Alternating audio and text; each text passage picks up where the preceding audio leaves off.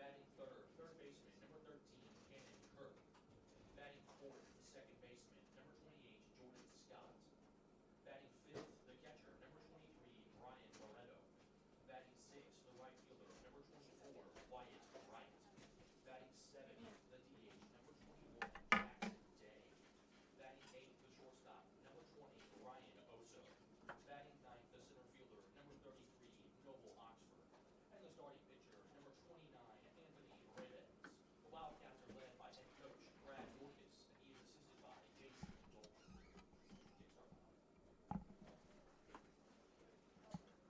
Okay, we gotta wait on Bert. Whatever that means. He's not ready yet. That's rough. That's what Trey just told me. Oh shit, here it comes. Here it comes. I'm not doing this. This is not me. Alright, so we'll just play music then. Play music? Yep. Just play whatever, I guess. Baseball, sorry guys. As soon as you're done, I'm told to go. Not yet. Bert's not He said Bert's not ready yet. Trey like looked at me like I have any idea what the hell I'm doing. And every single game, as soon as they're done the home plate meeting, I'm supposed to go. So if Bert's not ready, that ain't my fault. Rachel, you probably can. Why are you not ready? We've been out here for 3 hours. That's what I'm saying.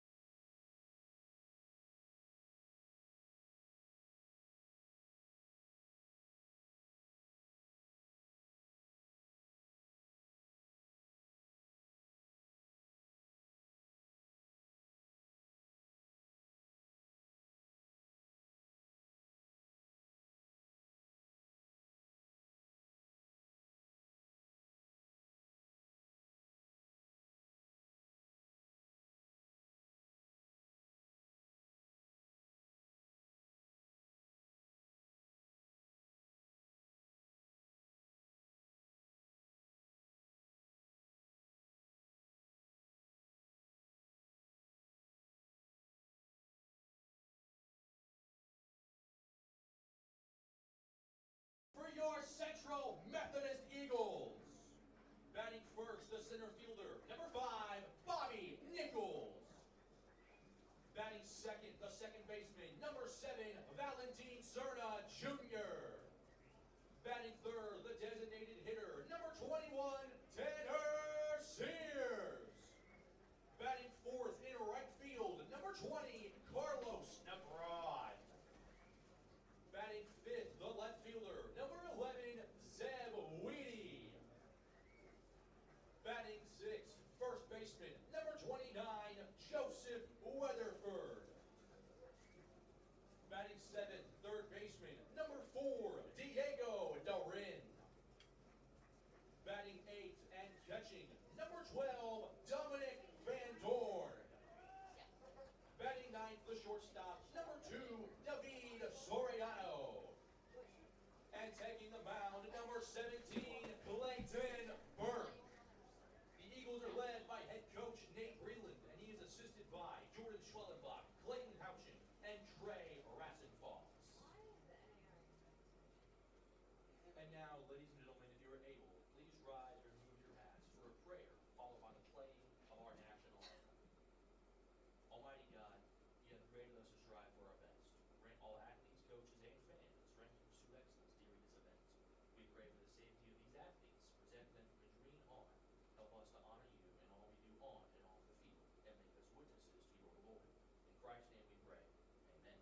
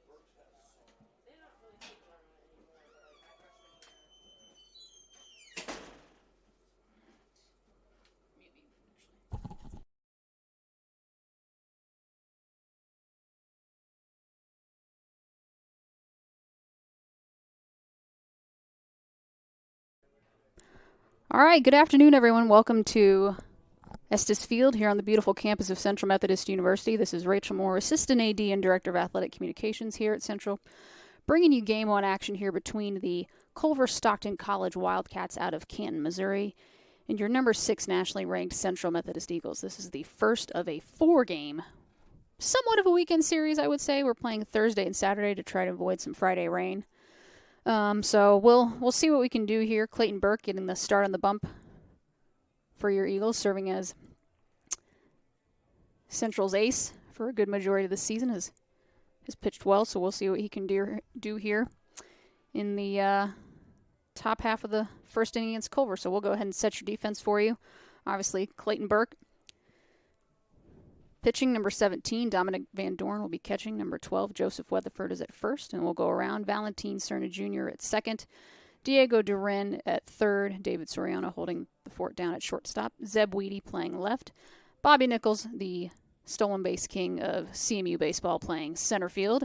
And Carlos Negron, batting in the 4 spot today, is playing right field. So that is your defense for Central. We'll go ahead and take a quick look at the batting lineup for Culver-Stockton College, as we'll pop that up on your screen. And Duajar leading off, playing left field. Many batting second, playing first. Kirk playing third. Scott at second. Barreto catching. Right and right field. Day, your DH, also at short. And Oxford playing center field. He'll round things off. In the bottom half of the lineup, we'll lead things off. First pitch taken. Fouled off for strike one.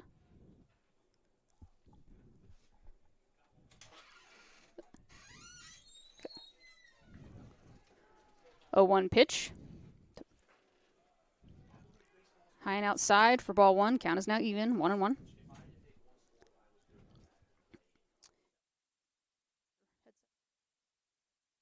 One pitch. Again, outside for ball two. Counts now. Moves to 2-1.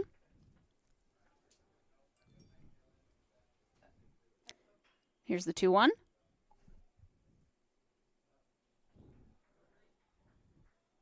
And first out of the inning is recorded. What's up, Streeter? All right, hold on one second.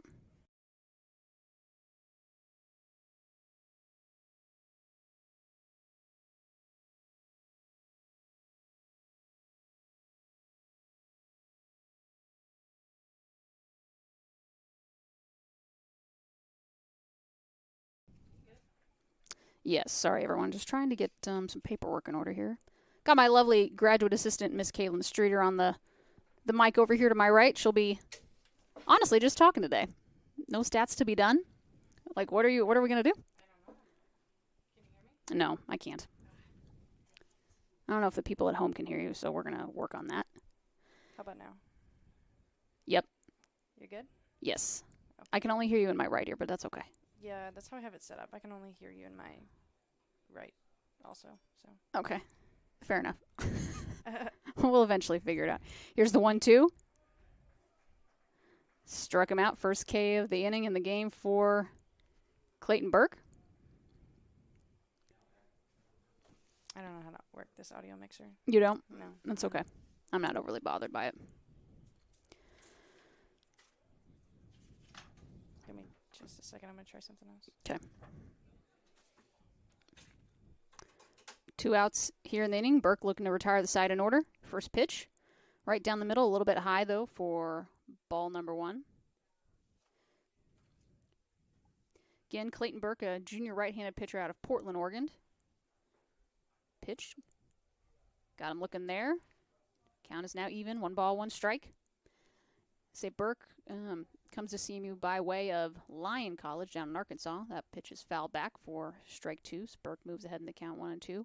And I don't know if you remember this, Streeter, but I think 2 years ago we had a host of Lyon College transfers come down here. We had Alan West, I think Logan Duty was one of them, and then Clayton Burke was another. I can't think if there were any others. I think there were at least 4 or 5.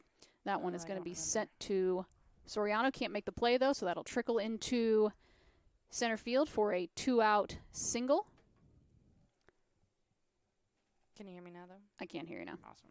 Hopefully the people at home can hear you. If not, I'm sure we'll be getting. That's okay. They don't need to hear me. It's not that. They don't need to hear you? That's not that serious. Ooh.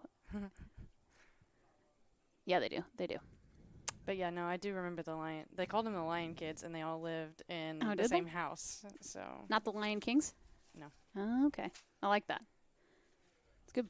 Good pun. Burke checks the runner back over at first. This is Scott now at the dish. Can you zoom that camera out just a little bit? This one? Yeah. So I can see if I can get first. I thought you could see it. No. Not quite. There we go. Oh, too far. Here's first pitch. Gets away. And that'll be a Pass ball? pass ball, I would say. So that'll move the runner up from first to second. Kirk now in scoring position for CMU, and good opportunity for Culver to get maybe an early jump on the number 6 team in the country. 1-0 pitch. Right down the middle, taken for strike one. But Culver comes into this matchup 15-28-1. I didn't know you could have ties in baseball. I didn't either. That's why I didn't put it on the program originally. I was like, I thought we only did that for soccer. You didn't believe it? Mm-mm. Pitch swung on and missed. Strike two. Burke moves ahead in the count, 1-2. Yeah, I don't know if I thought it was against William Woods, but yeah, it ended in a tie. So they are 15-28-1, but 12-16 in conference play. Here's the 1-2.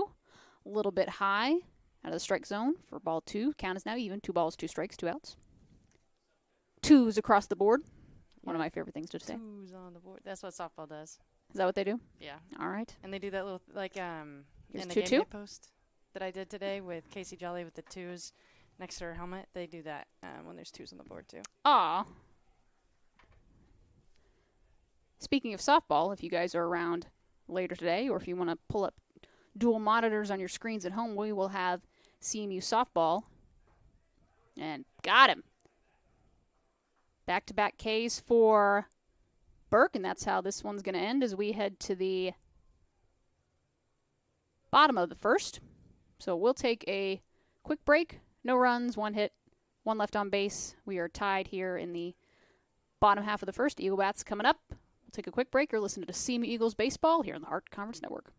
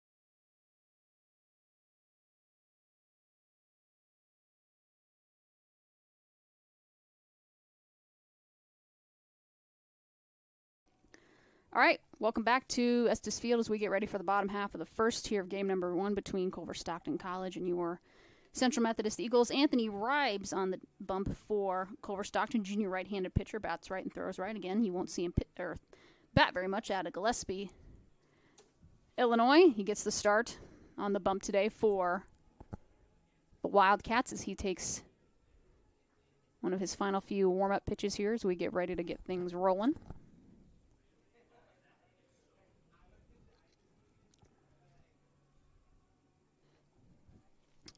So CMU softball, they will also be playing Culver-Stockton College here at 3 and 5 o'clock. Again, we had some shifts in schedules due to the coming rain here in mid-Missouri. So we'll see if we can get these games in.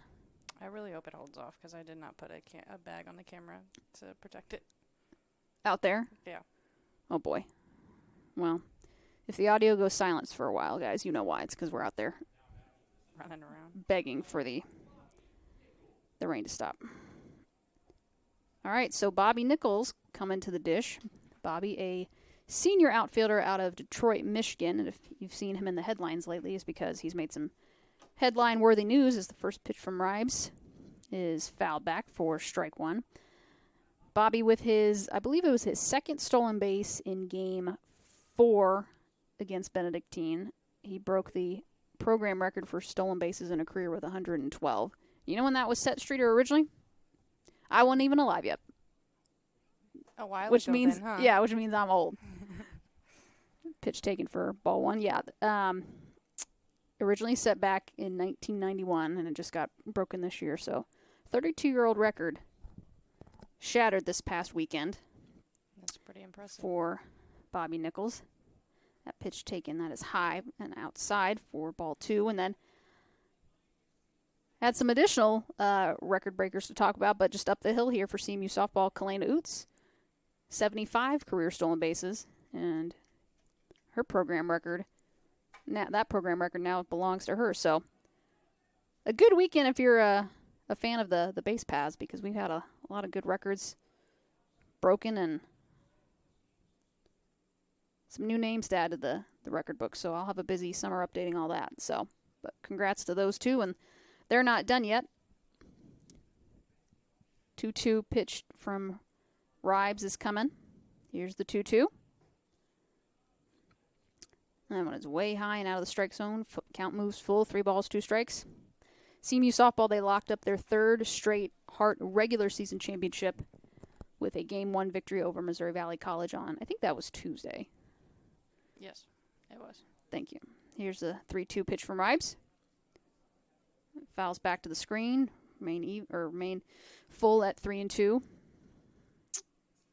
And correct me if I'm wrong, Streeter, but I think 39-3 and 20-0 in conference play. They've won 22 consecutive ball games. Yep, that is correct. Thank you.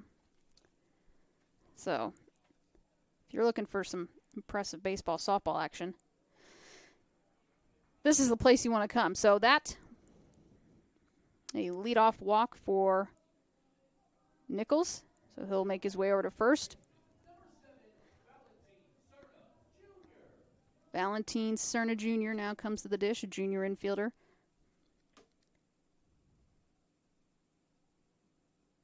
Out of Illinois. He's got a runner on first to work with here. No outs. And again, I have to imagine that Ribes will be doing that quite often to see if he can keep Nichols honest on the base paths, but good luck to him. Yeah, when you've got 112 stolen bases, it's going to be hard, so we'll see how it goes. Here's the second pitch.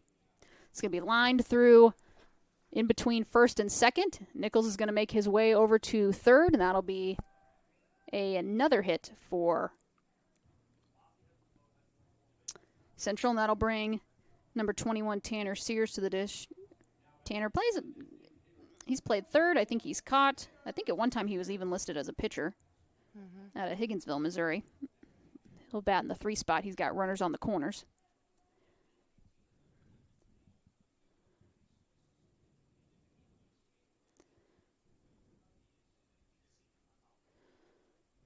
So runners on the corners. Here's the first pitch from Ribes to Sears. That ball is sent high and deep into right field, but right fielder's going to snag it, but that'll be deep enough to score Nichols from third, so that will be a sacrifice fly for Sears. He'll get an RBI, and CMU will take a 1-0 lead here in the bottom of the first.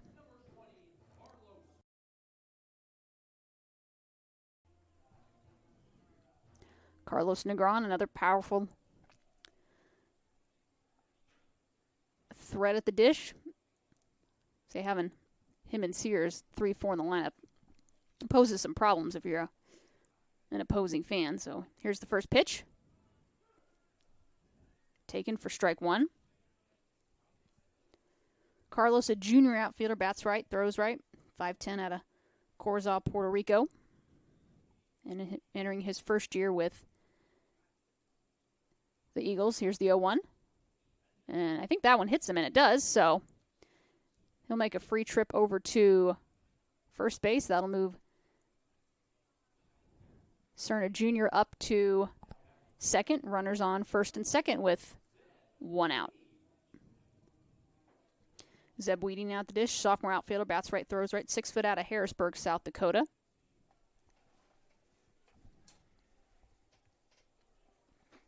Good opportunity to plate some runs here if you're an Eagles fan. Culver in a little bit of trouble here. We'll see if Ribes can work out of the jam here. Runners on first and second with 1 out. Here's the pitch. Weedy sends that one just past the shortstop into left field. And that is going to load the bases. No one will score, but the bases are now loaded with just 1 out here. Oh, look who just walked in. Our favorite student workers that are going to work softball with me. Are they? Yeah. Uh-oh. Should we let them on the mic for a minute or no? I think it'd be funny. Yeah. Where? They just walked into the press box. Oh, did they? Yeah, Annabelle and Delaney. Joseph Weatherford now at the dish. Pitch taken for strike 1.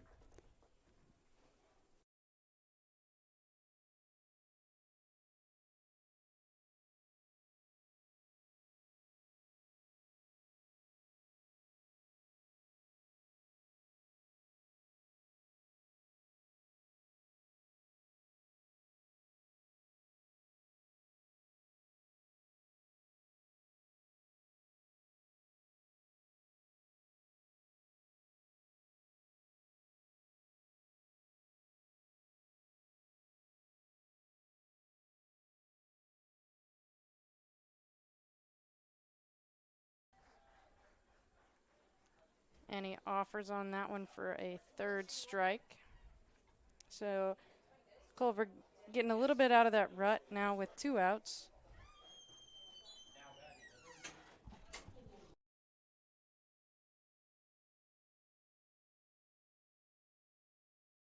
Sorry about that, everyone. Had to make sure our stats were all up and going.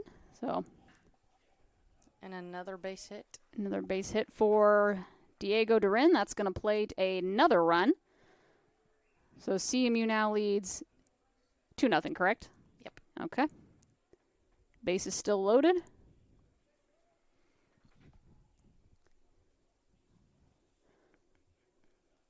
For Dominic Van Dorn. Dominic catching today.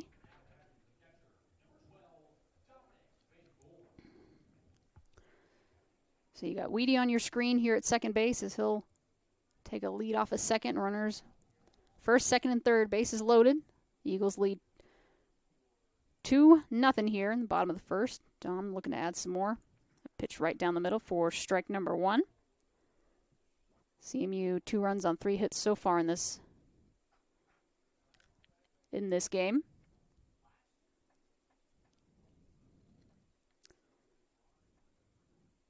Here's the 0-1. And catcher tried to sell it, but said no, not today. So count's now even, 1 ball, 1 strike.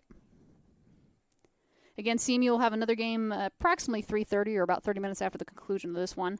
Hard to tell more so with baseball what time we'll start those games. Here's the 1-1. That one is outside for ball 2. So 2 balls, 1 strike. 2 outs.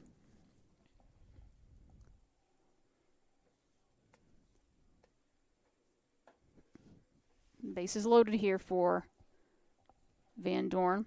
Here's the 2-1 pitch from Ribes. That one was outside, too. It was outside just a little bit. Count now 3-1 in favor of Van Dorn. I think Van Dorn is in the 8 spot, right? No. I don't know. Wait. Yes. Yep. So Soriano on deck. So if Van Dorn can get on base here, we'll gone through the whole lineup. Here's the pitch. Swing and a miss. Count is now full. 3 balls, 2 strikes. Again, Van Dorn can get on base. We'll have gone through our entire batting lineup in the first inning. Not bad. Not bad. Not good for Culver, but good No. for us. No. Not good if you're a Culver fan. We'll see what happens here, though. Runners will be going. 3-2 pitch. Ooh, That one's going to be lined to the shortstop. He'll make quick work over to first, and that'll get the Wildcats out of the jam. So 3 runs, 3 hits, 3 left on base for your Eagles as we head to the top half of the second.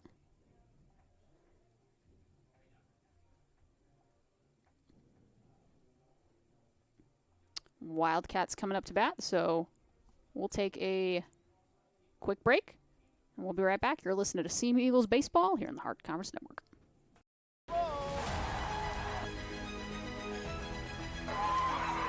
Bales takes this shot, whips it in, and it's in the back of the net!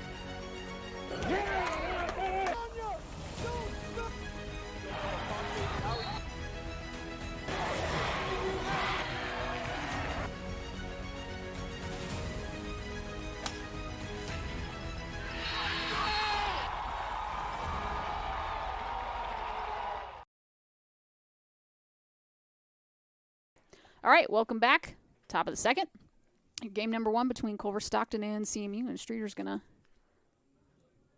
So you go add some. here. Oh, and okay. You hit choose file. What do you want to put over there? Do the NAI logo. I feel like I need to hurry. You do. I'm stressed. Do you see it? Where is No, it's alphabetical, though, so keep going. There you go. Okay. Nope, not that one. Yep, there you go. Yeah. Okay, there we go. So we'll clear that out. Again, we're just being nonsense at this point. What else is there to do? I don't know. You want to sit over here and you can watch the screen with me? Yeah. Okay. I feel like I need to pull up my iPad too so we can look at some statistics. So, Have you set up replays? No. Let's. Nope, I didn't have both cameras lined up yet. So, first pitch from Burke. Shows bunt. Taken for strike 1. Did you do it? I set it up. Yep. Okay, thanks. So all you had to do is hit. that. Yep. Capture replay. Here's the 0-1. That one is outside for ball 1. Will you grab my iPad? Where is it? In the bag right there. My Islander bag. Corpus Crispy. Mm-hmm. Yep. Here's the 1-1. Swung on and missed. Thank you. Welcome. Again, CMU currently 38-7, 24-4 in Hart play. And Burke, I think that's his 3rd K of the day. Mm-hmm. He strikes him out, and I'm going to let you run that for a second. What time are you going to softball? What time? The game starts at what, 3? Mm-hmm. To probably now. Probably pretty quick, yeah. Yep, probably now. So you can recruit our favorite student workers to come assist you. Pitch taken, strike 1. I'm kind of hungry though, so I might go grab a snack. Okay. Here's that pitch. Sent into left field. That'll drop right in front of Weedy. That'll be a 1-out single for Culver.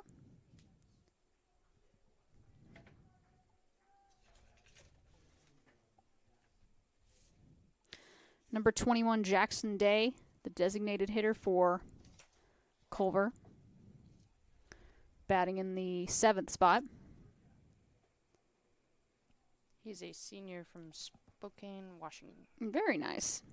I was going to say, the Washington, Oregon area seems to be like a hotbed for baseball products. You remember Nick Merkel? Mm-hmm. He was from Spokane.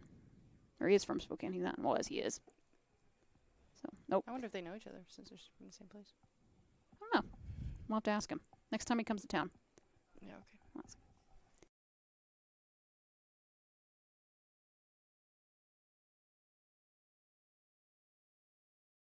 Ask her. Okay. That pitch is skied high over on the right side of your screen. That is going to go out of play, though, for a foul ball. So count is now even. 1 ball, 1 strike.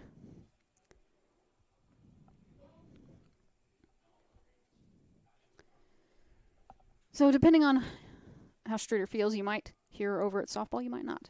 A little under the weather today with all the spring allergies coming up. So Burke checks the runner over at first. Throws back, not in time though. Again, CMU, I think they need to win 3 of 4 this weekend to lock up the conference regular season championship.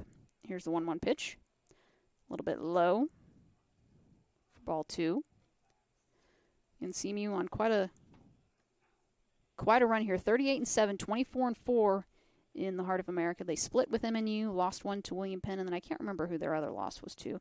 That pitch swung on and missed from Day. Count is now even, 2 balls, 2 strikes, 1 out. But Coach Reardon, Coach Breland have built a little bit of a culture here at CMU and really put these programs on the map, so give them their props. Burke checks the runner back over at first. Runner beats it back, though. So 2 balls, 2 strikes, 1 out.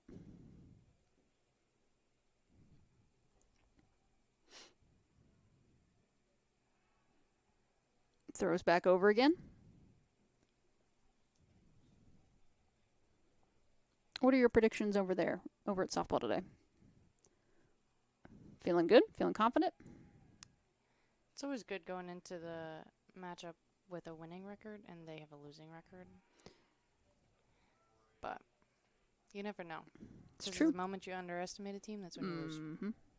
Yep. I think a lot of people wanted to underestimate Missouri Valley when they were over there the other day, but they were 11-7 in conference play. They're much improved from years past. So any given Sunday or just any given day in the Heart of America. Burke throws back again and really trying to see if he can get a pickoff over at first. 3 balls, 2 strikes, 1 out. There was another game that was like that. Grandview, I think, that softball didn't score until Mm-hmm. like late in the game, and I was like, you are stressing me out watching this. Yep. Now, traditionally, though, Grandview, I think they're a little bit down this year, but traditionally they're very much a softball power. So Coach Yasinich, he's got his guys, or his gals, really rolling. So that's not a bad group over there. Here's the 3-2. And Burke wanted it, but said no, so that'll put runners on first and second with 1 out.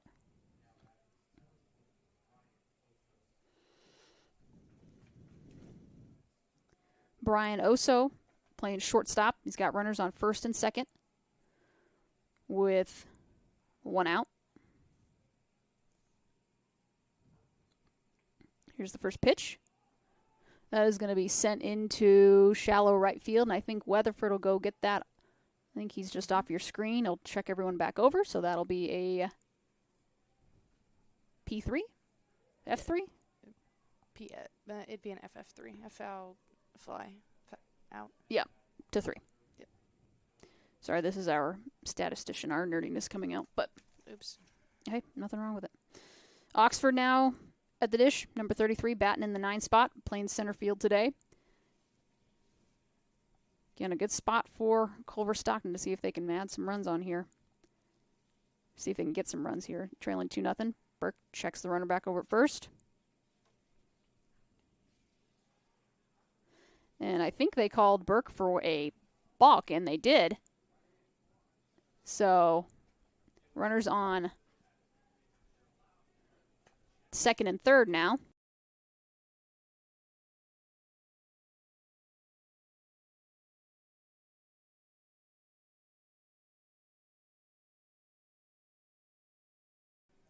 So runners now on second and third. How many outs? 2 outs? 2. Yep. It's never good to have runners in Pinch. scoring position. Good job by Soriano, though. Go ahead and finish.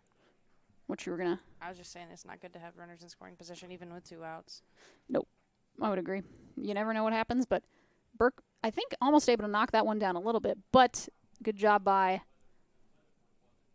Soriano. He picks that one up and scoops that over to first for a 6-3 ground out, and I think that'll do it here for my wingwoman Streeter. She's going to go run softball. So, again, you guys may or may not hear on the broadcast. If you've got any of those athletes that want to hop on this broadcast for a little bit, Yeah, I'll go ask. send them my way. And then can you send this headset over with them afterwards? Yes. Cool. Yes. Okay. And then you guys will just have to listen to me for another 6 or 7 innings, but that'll be all right. So, Streeter, appreciate you. Wish you best of luck over there, and you radio me if you need anything. All right? Sounds good. All right, we'll take a quick break, guys. You're listening to CMU Eagles Baseball here on the Heart Conference Network.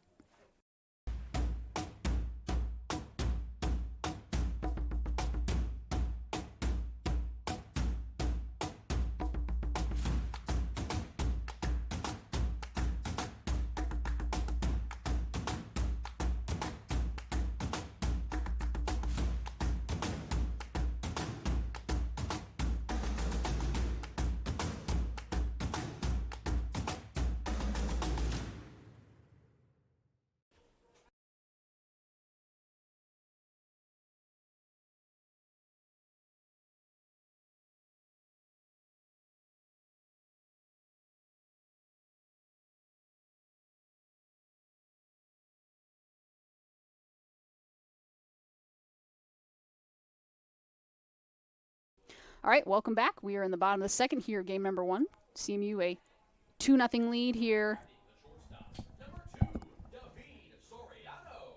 over Culver-Stockton College. David Soriano now at the dish for your Eagles. David playing shortstop today in the 9 spot. He'll lead off here, and then we'll go to the top of the order. Here's the first pitch. Low. Outside for ball 1.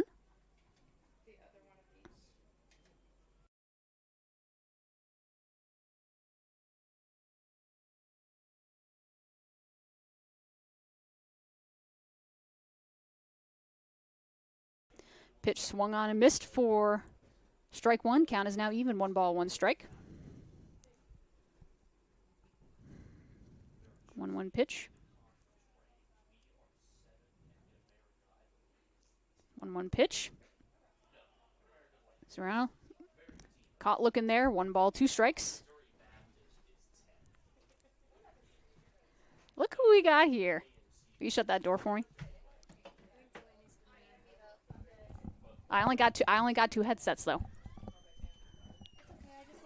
Pitch swung on and missed, so 4-pitch strikeout for Soriano, and that is going to bring the top of the order. That'll be Bobby Nichols coming to the dish. And Eagle Nation, I got a treat for you today. You've heard her before. Wait, let me make sure. Yeah, it is Miss Annabelle Monson. Annabelle, how you doing? I'm good, Rachel. How are you? I'm good. I feel like it's been a minute since we've had you on the yeah, call. you know, I've missed it, so You I'm missed- back. All right. Well, welcome back. We appreciate you. And we've got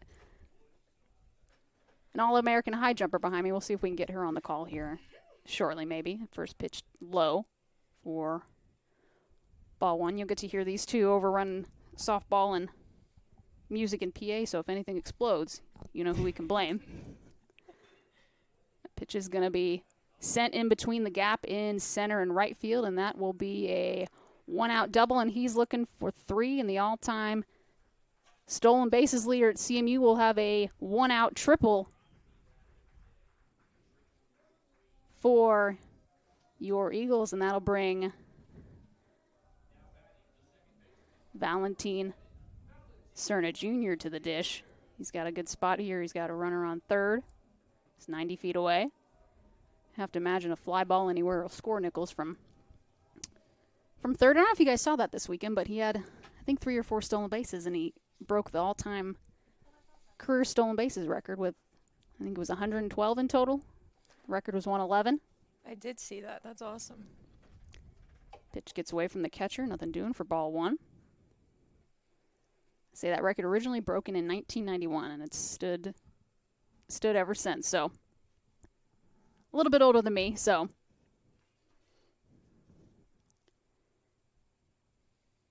1-0 pitch, fouled back and out of play for strike 1. Count is now even. 1 ball, 1 strike, 1 out.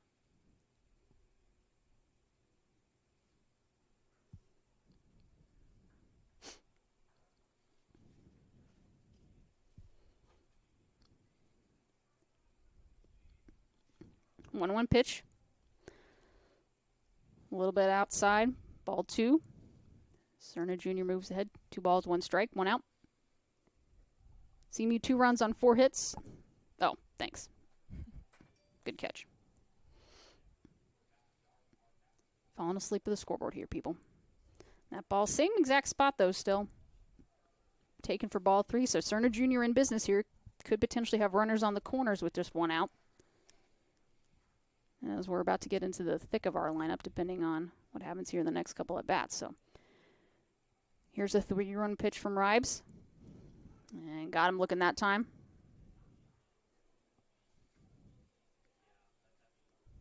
Again, CMU softball locked up their 3rd consecutive Hart regular season championship. CMU baseball looking to join in on the party. I think they need to win 3 of 4 this weekend to lock it up. So here's the 3-2. Ball fouled back and out of play.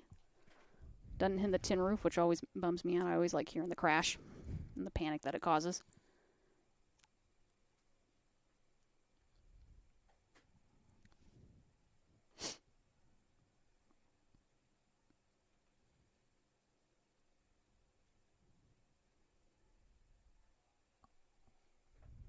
3-2 pitch. That'll be a shallow blooper. Actually, that's going to be a double off of the wall. Nichols easily scores from third, and CMU leads 3-0 here.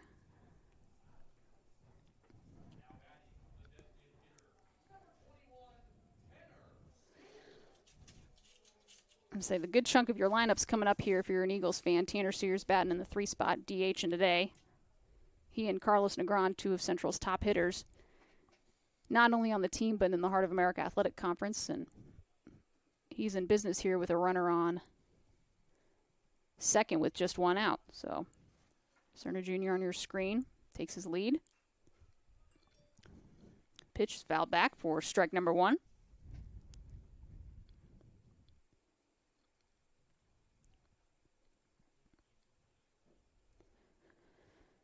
So after this weekend, we'll have conference tournament action down in, I think it's still in Springfield. I think that's May 2nd through the 7th. Depending on how CMU finishes out, they could potentially be the 1 seed and get a little bit of a break that first day. Ribes gets him chasing there for strike 2. And then opening round, I think May 13th through the 16th or 17th. So still quite a bit of baseball, softball left if you're an Eagles fan. Here's the 0-2 pitch from Ribes. Right down the middle, a little bit high and out of the zone, so taken for ball 1.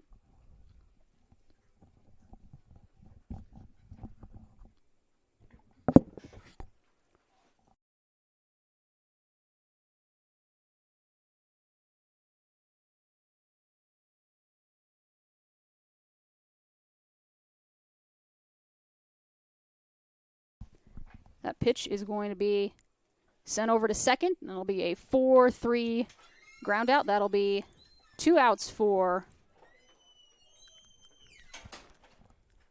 CMU, but that'll move Cerner Jr. over to third. And I've got the great pleasure. I've got Miss Delaney Miller here on the mic. I've been trying to get you on for I think a couple years now, and just it hasn't happened. But we've finally made it happen. So a little tag team.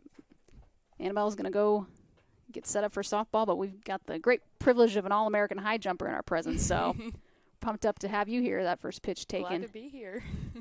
For strike 1. And we've got more. You've still got a good chunk of your outdoor season to go. I mean, we're about in conference. Yeah, conference is the same weekend as softball and baseball. Yeah, so it's busy here for us. We'll be excited to see that. You know, I guess I want to talk a little bit about your indoor performance. You know, some of your goals, I think. I don't know, what were you looking to get out of indoor? Were you kind of surprised with some of the things you were able to accomplish? Let's talk about it. Yeah, I definitely was surprised.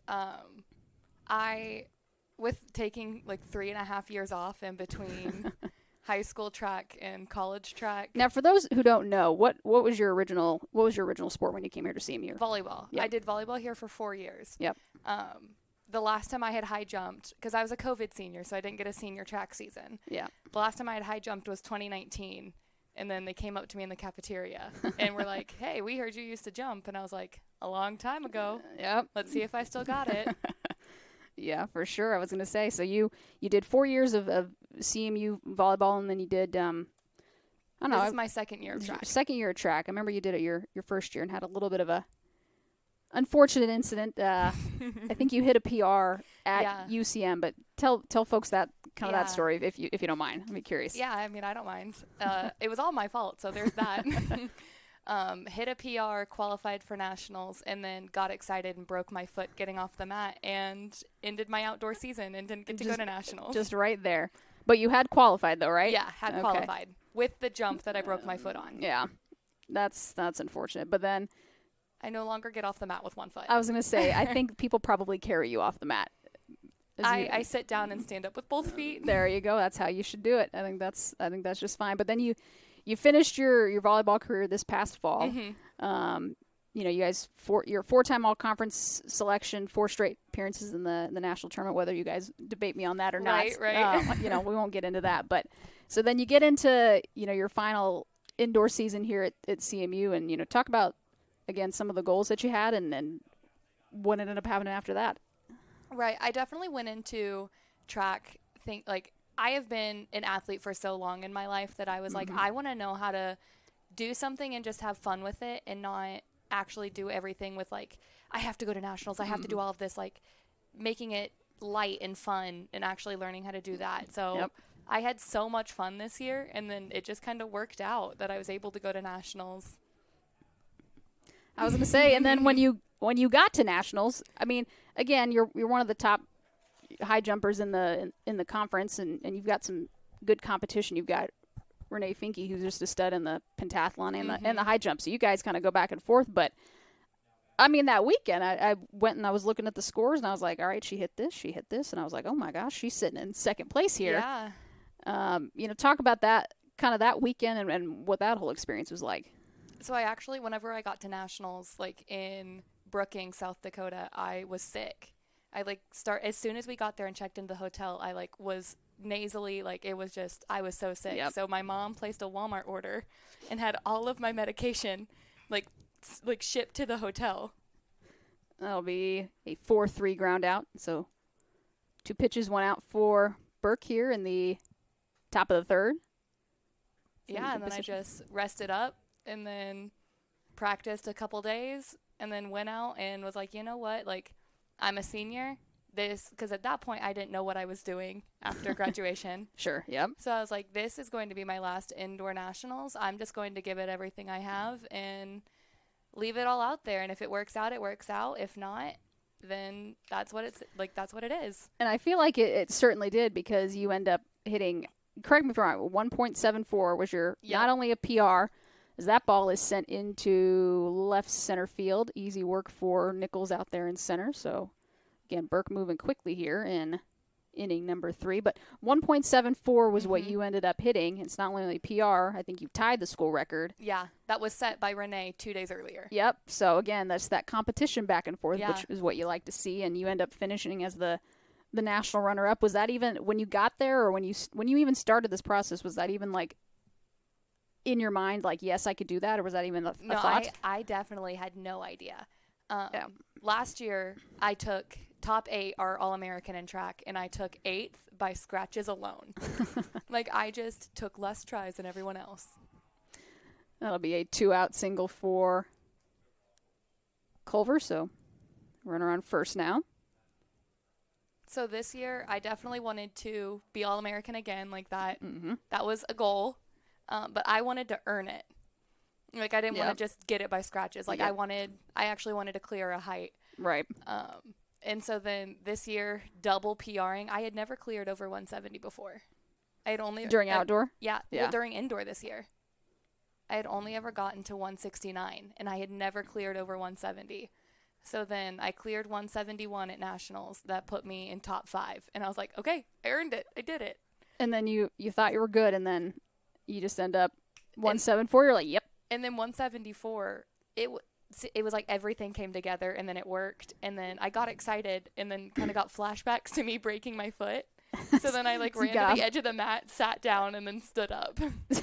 Maybe one of the more ungraceful times to try to get off the mat. But yeah, no, you're conscious and you're thinking there, which is funny. But no, it sounds like you had hit your PR and you felt good, and then you just kind of left it all out there, and then you were loose and you felt good, and so we give you props. So what are your thoughts on outdoor season? Where are you sitting now? Tell the folks at home watching kind of what it's looking like right now during outdoor season. I actually do best whenever I have no clue what's happening. So whenever I did track in high school, we still used feet in the U.S. measuring system. It'll be a 6-3 or 6-4 fielder's choice. So CMU will get out of that inning here. I think 1 run, 1 left on base. So we head to the bottom half of the third. Go ahead, Delaney. So we still use the U.S. measuring system, feet, inches, stuff like that. And then I get to college, and they're metric. Right. So I never have any clue what I'm jumping.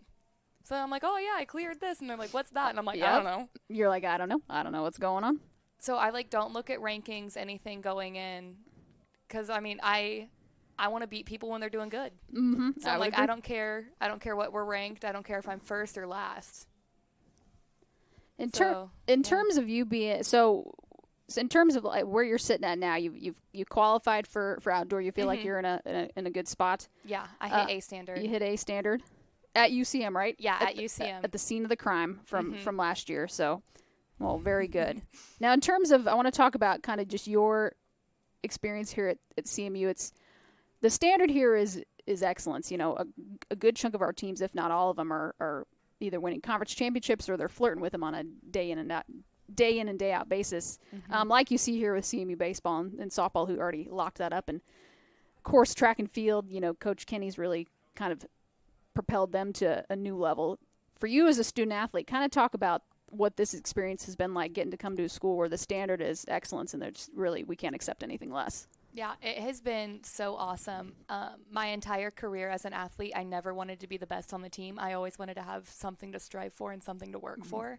So coming here and having people that are better than me on the team has given me something to work for and to strive for and pushed me to become better as a person and an athlete. Yeah. And not only in track, not only in volleyball, but in track and field. And I feel like you probably could have done some basketball with your height, but you know. No one wants to see me play basketball. No one wants to see that. I'm so bad at basketball. That ball is sent high and over the wall for Zeb Weedy. That is going to be a leadoff home run for the sophomore from Harrisburg, South Dakota, and he's going to give the Eagles a 4-0 lead here in the bottom half of the third inning. So CMU 6 hits now. Should be 4 runs, right? Let me figure this out here real quick.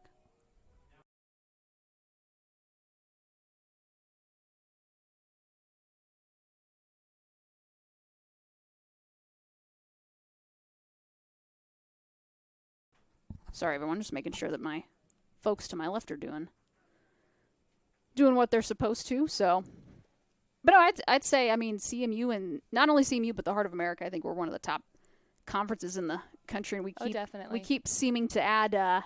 We keep adding powerhouses, especially in volleyball. You got Missouri Baptist coming in, William Woods, Park, not too far along. I'm surprised we haven't. I don't know if Columbia College will ever come in, but I think we're probably going to be maxed out here. But it is quite a stellar group here in the Midwest. So I don't think you ever want to sleep on any of these Midwest schools. But you know, for the folks at home, so you're obviously a senior, so this is your swan song here, at least at CMU. Tell the folks at home what you're going to be doing here come August. Yeah, so within the last 2 weeks, so for reference, I am from the Springfield, Missouri area. I have accepted an offer to go do track at Evangel and then take over the GA position for volleyball. Isn't that funny? That's something else. I keep getting called the traitor. No, you got it. There's a few schools down the road I might consider if you do that, but I wouldn't say that. That'll be a 6-3 ground out for Weatherford. So 1 out here in the bottom of the third, but again, you're getting into their counseling program. And I got the phone call yesterday that I got accepted into the school counseling program. Okay, right on. Yeah. So right here on air, we're not tell you that yet. Oh, I was going to say I love that. So I give you props, my friends. Thank you, well done. Again, hopefully you're okay with this being public knowledge to the people. So, but that's awesome. I'm excited to be close to family, close to home. For sure. Because you said you're originally from the Buffalo, Missouri area, so kind of right around Springfield. Yeah, it's about 30, 40 minutes. That's not bad at all. Not bad at all. So, ball fell where back. baseball conference is, that's literally 5 minutes from where my sister lives. Oh, was it really? Yeah. Oh, okay. So I almost went last year, but then track got in the way. I was going to say track, yeah. Track took priority. Track takes priority. And what are you thinking for this weekend for the conference? Well, not this weekend, but the next. Because you guys are going down to Baker, right? Baldwin City's where it's at? Yeah. Yep. Renee and I are shooting for 1 and 2. 1 and 2? Yeah, we did that at indoor. We actually were super close to going 1, 2, 3 in indoor conference. Oh, with Haley as well? Yeah, we went 1, 2, 4. Oh, okay. So you were close. We were really close. It came to a matter of scratches, I'm pretty sure. Be a 6-3. So 2 outs now for Central to work with here in the bottom of the third. I'm always getting my innings confused here as we go along. But, no, I like that you get to a standard of you don't just want to win. You want to see your other teammates have success. You want to go 1, 2, 3. And that also adds more points onto your team score. So, you've got it good, and you've got some good athletes when you can do stuff like that. So I give you guys props. I always joke around that I've never been so content in second place because Oh, yeah? I typically take second to Renee. Mm-hmm. Like if I don't take first, then she takes second. Right. And It's always vice a flip-flop. versa. Yeah. Yep. So I'm like, I have never been more content in second place. That's funny. And having that person to push you in practice is fantastic. I was going to say, yeah, she was, I think she finished 7th in the high jump during indoor, but then she was also the national runner-up in the pentathlon. I think she missed out on first by like 16, 18 points, something super close. I think she was leading a good chunk of it, but. Yeah, she was ranked first going into the 800, the final event. Oh, okay. She was ranked first, and I'm pretty sure it came down to a matter of like a second or a half. A second or 10. If she would have PR'd by like 1, maybe 2 seconds, she would have got it. She would have been first. Yeah, well, I'm not going to put it past her for outdoor or even next year's indoor. She's got another full season. Yeah. So, but you do too, and we'll still cheer you on. You're not going to the rivals down the road too far, so we'll forgive you there. I'll be an eagle at heart always. I was going to say, yeah, you will. Swung on and missed.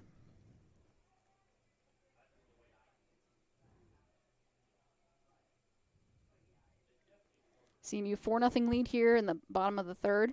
Here in game 1, Rachel Moore, Assistant AD, Director of Athletic Communications, joined just for a little bit from All-American High Jumper, All-Conference, and All-Region selection. Volleyball Miss Delaney Miller, as that's going to be a 2-out walk.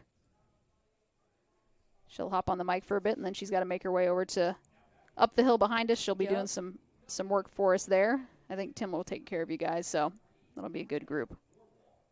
I think it'll be fun. I'm excited. So, and you'll be around potentially for opening round if we end up hosting baseball and softball. Yeah, fingers crossed. I mean, I will be here. Yeah. Because since I've hit A standard for nationals, I'll be going. Good. I want to say it's the second to last week of May. I'll be honest. I'm trying to get to graduation, and then I can look at my schedule after that. I was going to say, we'll reconvene here in a couple weeks. I think graduation's, May 11th? May 11th. All I have to do is make it to May 11th. May 11th, and then you're golden. And then 2 more years of grad school and potentially a third year. I don't know what year. If you got 3. Is it 3? Yeah, it's 3. All right. Yeah, May 11th, and then I'll start grad school in June. Will you really? Yeah. Oh, shoot. Yeah, I think I'll get 3 weeks off from schooling and then start my program. Yeah, I was going to say, they get you going real quick. They don't play around. They want to get you in, get you out in the world, so that's always good news. Here's the 0-2 pitch to, I think this is Soriano. I think it is. It is. Pitch right down the middle for strike 3. So we'll head to the, let's see, top half of the fourth. Culver-Stockton coming up to bat. So we'll take a quick break. Delaney, I appreciate you happing on. I would say you can stay on. Thank you for having me. Yeah, no, you're welcome. I feel like we ought to start like a podcast of some sort as you guys are winding your time down here. But, we appreciate your time and, good luck here the next couple weeks. You guys can catch all the action on CMUEagles.com. You can follow Delaney and the Eagles as they continue their outdoor run. So best of luck to you here in the next couple weeks. Thank you.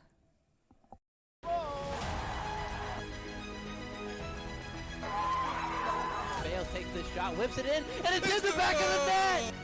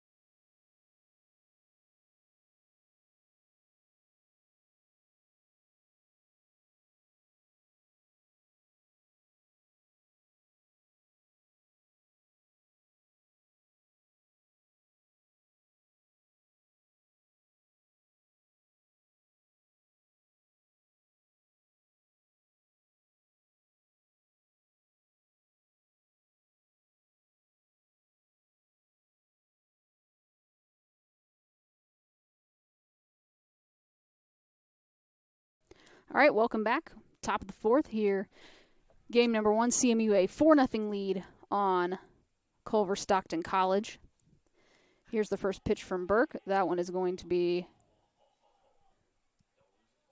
sent into the infield here. So right there to Cerna Jr. So 1 pitch, 1 out for Clayton Burke. Again, this is the first of a 4-game, somewhat of a weekend series here at Estes Field.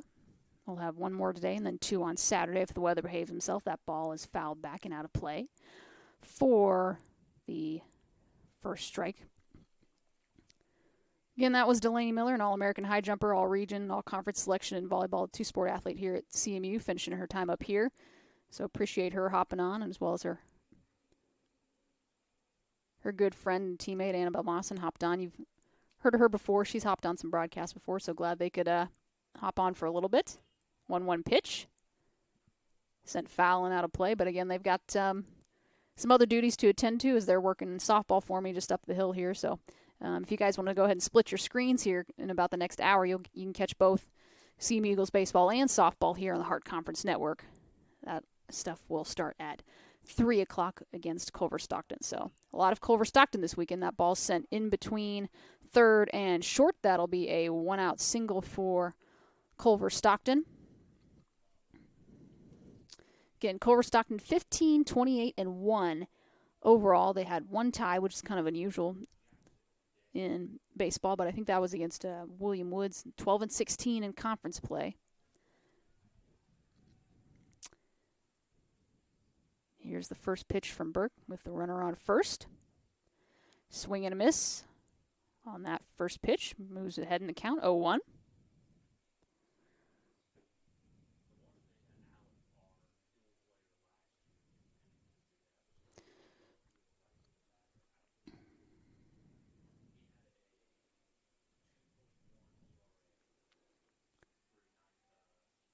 Oh, 1 from Burke. Low gets away from Van Dorn, and that will be I'm going to assume a pass ball. We'll see what the folks to my left think of that, but that'll be a 1-1 count now.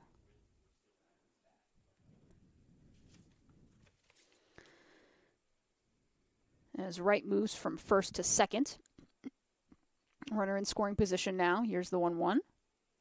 That one is high and almost gets a day there in the head. Good job to move out of the way of that one, though.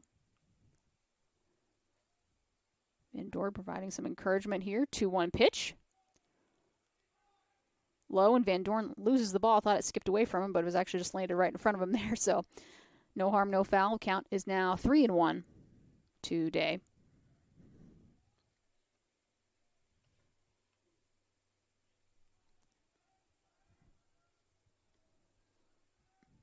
Three 1 to Burke. Day swings and misses on a high one there. Would have been a walk there. Runners at first and second, but Burke got him chasing there. So here's a 3-2 pitch. Full count here now with 1 out. Runner on second. Here's the pitch. Got him. Big time strikeout for Burke as there's 2 outs now in the inning, and he's looking to keep his shutout going here as we're about halfway through this one, I would say.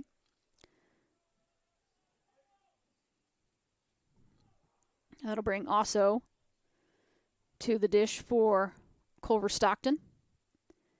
First pitch, right down the middle for strike 1. Burke currently 9-2 through 11 starts. He's made 11 appearances, so he's able to finish all those 3 complete games, 66 2/3 innings pitched. 2.97 ERA for the junior. That ball just a little bit low for ball 1. So count is now even at 1 ball, 1 strike, 2 outs. Burke actually a Hart All-Conference second team selection as a pitcher a year ago.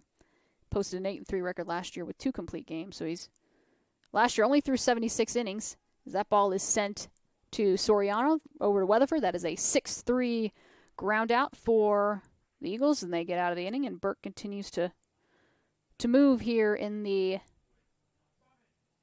middle stages of this game. We'll go ahead and take a quick break. Eagle Bats coming up here in the bottom half of the fourth. You are listening to CMU Eagles Baseball here on the Hart Conference Network. No matter where you are in your educational journey, Central Methodist University is here for you. With CMU, you can learn on our beautiful campus in Fayette, Missouri, earn a degree completely online, or attend classes at one of our many statewide sites. Whichever path you choose, you will get a quality education that will prepare you for the future you envision. Select one of our programs of distinction in music, biology, or nursing, or choose from more than 60 degree options offered at the undergraduate and graduate levels. And if you decide to join us on campus, you will be able to take advantage of all the university has to offer, including dozens of clubs and organizations, a robust student life, and top-notch NAIA athletics. Discover what makes us different and how a degree from CMU can prepare you for the future. Discover Central Methodist University today.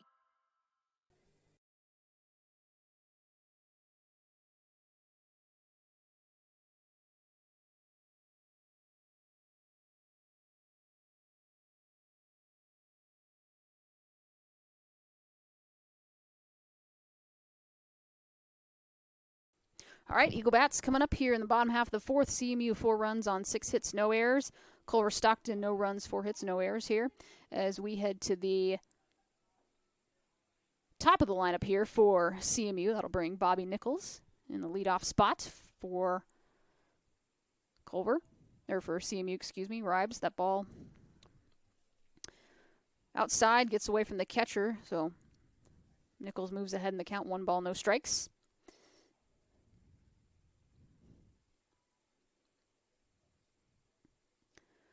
1-0 pitch. That'll be a liner over into left field. That'll find the corner, and Nichols will jog into second with a leadoff double here in the top of the fourth.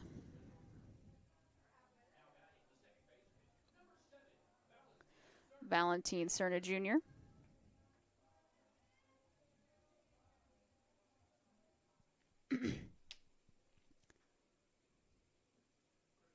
2 for 2 today so far, looking to go 3 for 3 here in his third at bat. He's got Nichols on second. First pitch. Outside for ball 1.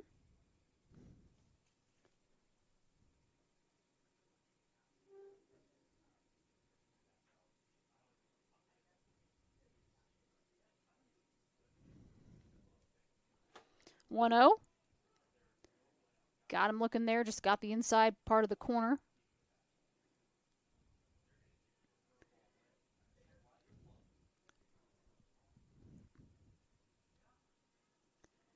One pitch.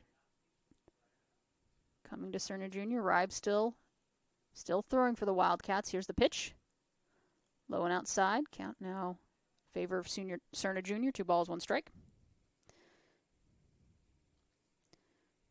Cerna in his last at bat had a RBI double. I think that was the one that went off the wall. Scored Bobby Nichols in the bottom of the second. It's 2 for 2 today so far. Looking to go 3 for 3. Here's the 2-1 pitch. Taken for strike 2. Count is now even. 2 balls, 2 strikes.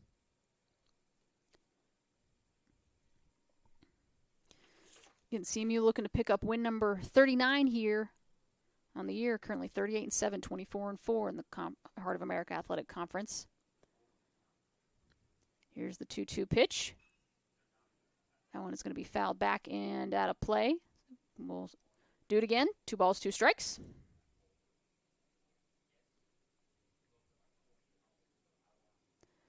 Again, everyone tuning in at home, the Rachel Moore, Assistant AD and Director of Athletic Communications here at Central. Appreciate you tuning in and joining us here in this Thursday afternoon.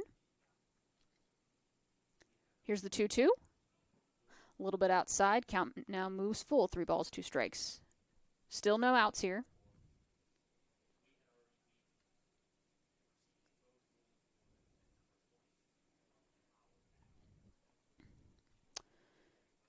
Here is the 3-2 pitch from Ribes coming here shortly. And he's got the leadoff batter in Nichols on second. Leadoff double here in the bottom of the fourth. Here's the 3-2. And got him. Thought it might have been a little bit high, but ump will call that a strikeout. So 1 out for Tanner Sears. Sears will now come to the dish. CMU currently in first place in the Heart of America Athletic Conference, 24-4 overall. Mid-American Asbury not far behind, though. They've played 2 more games than CMU. They're 24-6 through 30 games. But I think the way they determine this, the conference champions now, is total wins, as Sears will not get it quite past the third baseman. That'll be a 5-3 ground out. That'll move Nichols over to third, but 2 outs now. Carlos Negron.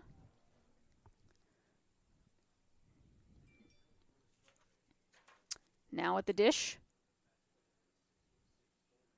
See if he can drive in the 5th run of the game. Here's the first pitch. Doesn't swing at it. Taken ball 1.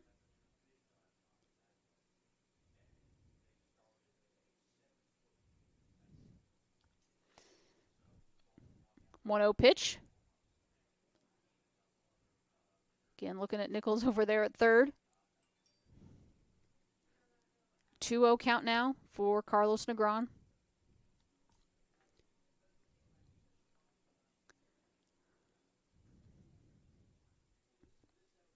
Two-0 pitch. Gets away from the catcher. Nichols is going to scamper home from third, and I think that will be a wild pitch. So 3 balls, no strikes. 2 outs here. CMU well in control here in the middle stages of this game. Carlos Negron hasn't had to swing at the plate yet. 3 balls, no strikes here. Bases are cleared now. Here's the 3-0. That one fouled back off of the screen for strike 1. So I think the way this works is total wins determine your conference champions, because we're trying to encourage teams to make sure they play their full slate of games. So no longer is it winning percentage. It's total wins in conference play. So that ball high, way out of the strike zone, and Ribes is struggling with his command here as he gives up a 2-out walk. Negron will move over to first, and I think we'll most likely have a pitching change here. We'll see. Might just be a conversation with Coach Gorerkos. And they've got folks warming up over there in the pen, but I think he'll try to stay in and see if he can get through one more inning here, or one more half inning.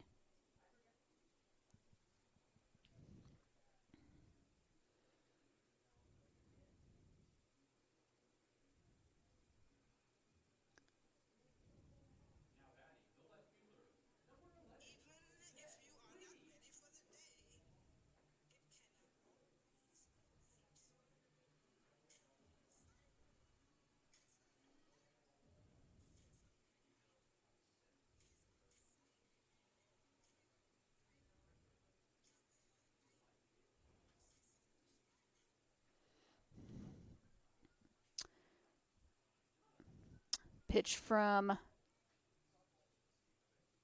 Ribes to Weedy, taken for strike 1. Weedy homered in his last at bat. Here's the 0-1. Pitch taken for ball 1.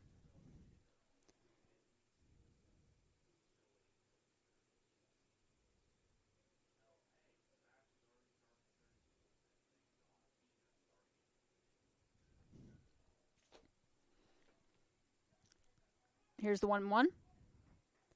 Swung on and missed. I think that might have been a foul tip.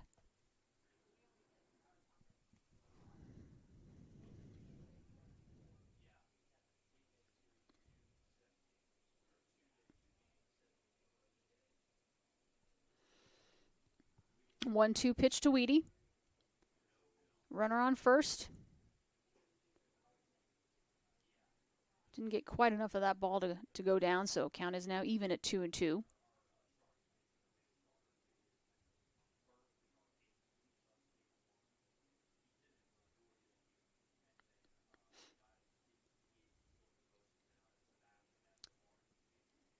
Two-two pitch. Swing and a miss for Weedy. So we head to the top half of the fourth. Top half of the fifth. CMU a 5-0 lead here. 5 runs, 7 hits, no errors. Culver-Stockton still looking for their first run of the day. They've got 4 hits, but nothing yet as Burke has been dealing here. And he's going to stay out there and keep on pitching. So we'll take a quick break, and we'll be right back. Wildcat Bats coming up. You're listening to CMU Eagles Baseball here on the Hard Conference Network.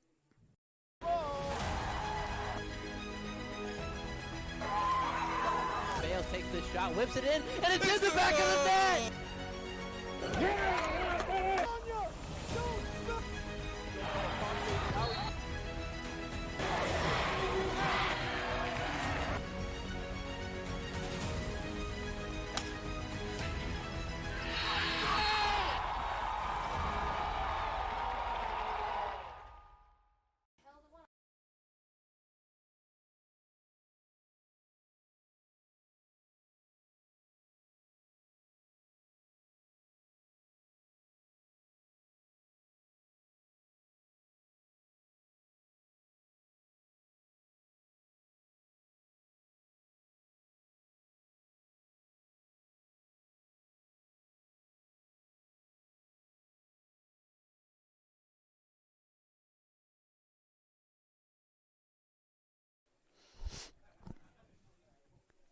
All right, top half of the fifth here, game 1. Burke still dealing for the Eagles. First pitch fouled back and out of play.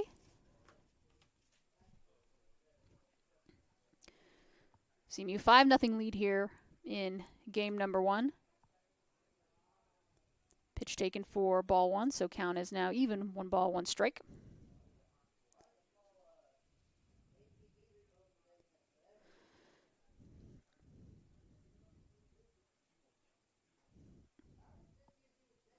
2-1 count now for Oxford.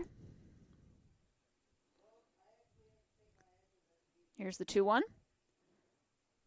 Ground that over to Soriano. Soriano to Weatherford for a 4-3 ground out. 6-3 ground out, so first out of the inning. That we'll head to the top of the order. Jason Andujar.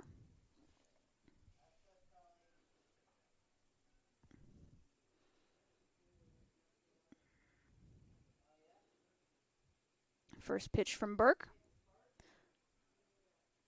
Swing and a miss.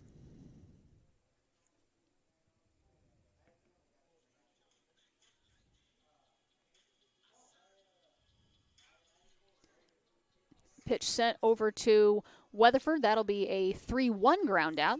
Weatherford just elects to throw that over to Burke, who was trying to beat Oxford down the line, and he does.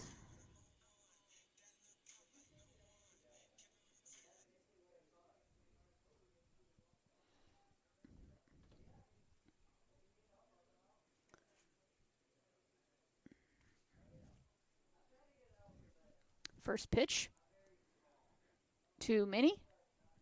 Checked his swing. Umpire, first base ump agrees, so count 1-0 now.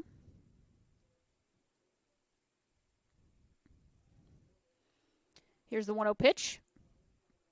Almost got him there, but inside for ball 2.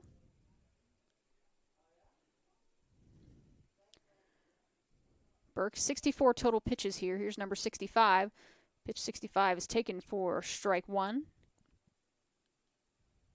2-1 count now. 2 outs here. 2-1. Swing and a miss.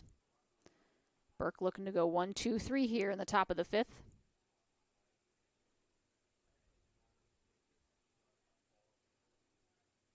Here's the 2-2.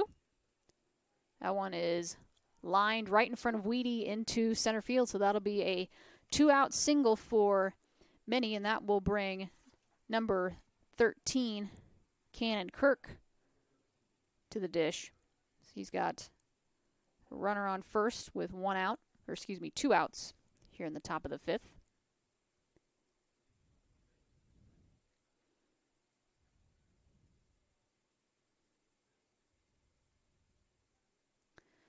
First pitch, low and outside for ball 1.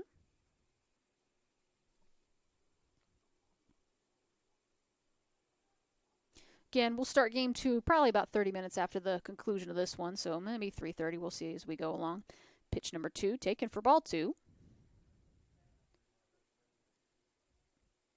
CMU in their home black jerseys with the green numbers and the white trim. Culver-Stockton in their blue jerseys with the gray pants. Pitch taken. Strike 1. Kirk not swung at a pitch yet here. Here's pitch number 4 coming up in this at bat. Pitch.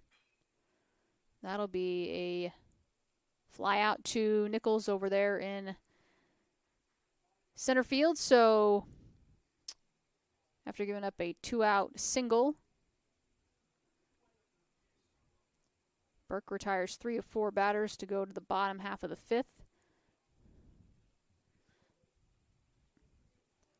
So CMU still in control of this one here in the opener. 5-0 lead over Culver-Stockton. Eagle Bats coming up to bat. We'll take a quick break. You're listening to CMU Eagles Baseball here on the Hart Conference Network.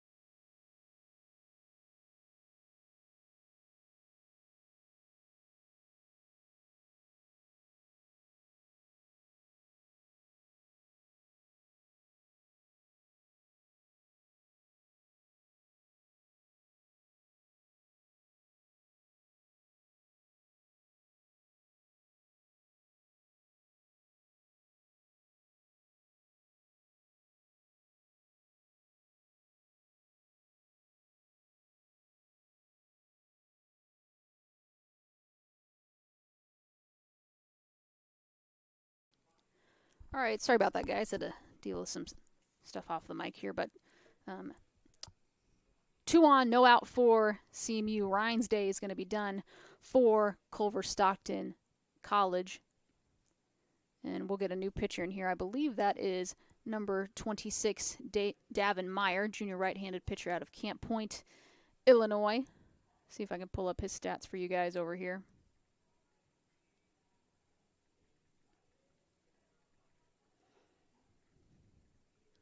Again, CMU in control here in the bottom half of the 5th. Back-to-back base runners for CMU forced Culver to go to their bullpen here in the bottom half of the frame.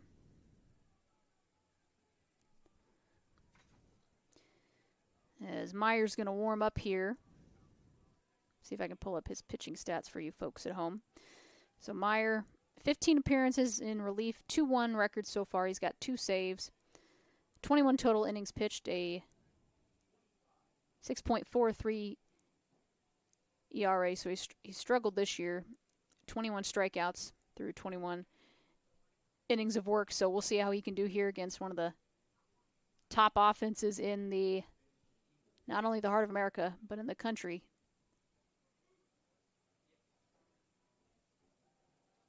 So as he'll get a couple more warm-up pitches here. So you've got Weatherford on second.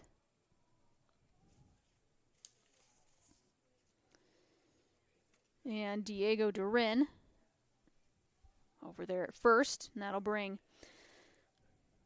Dominic Van Dorn to the dish.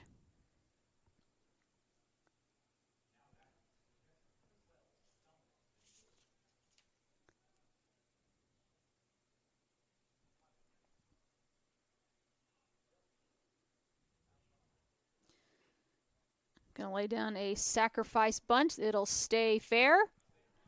And he's gonna... I think they called him out. We'll see if he beat it out, though. And he did beat it out, so that'll be... That actually won't be a sacrifice bunt. That'll just be a single for Van Dorn. We'll get a courtesy runner for the catcher. That'll be number 3, Trey Vorwald. And David Soriano will now come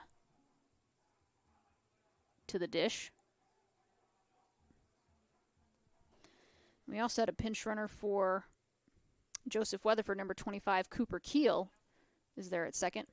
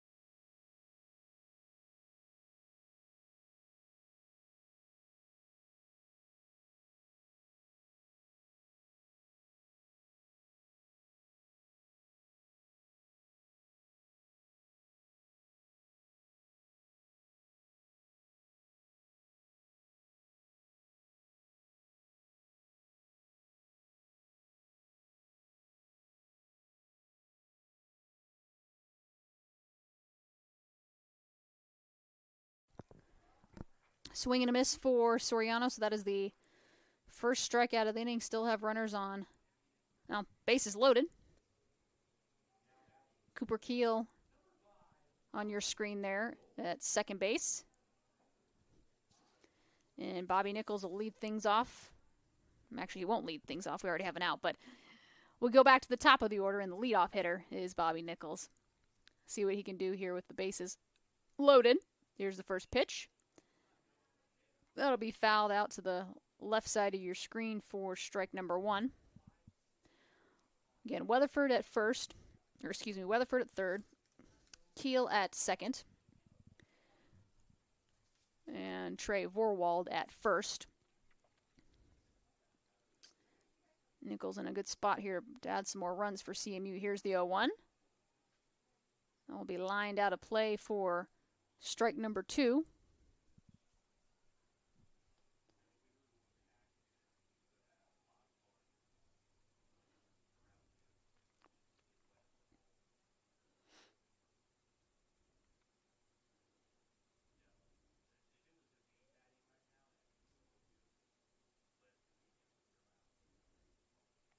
Here's the 0-2. And got him looking there. Good pitch there from Meyer. So strikeout. And out number 2 for Culver-Stockton. Valentin Cerna Jr. in the 2 spot, playing second base today. See if he can plate some additional runs for the Eagles here. Here's the first pitch. A little bit inside, taken for ball 1.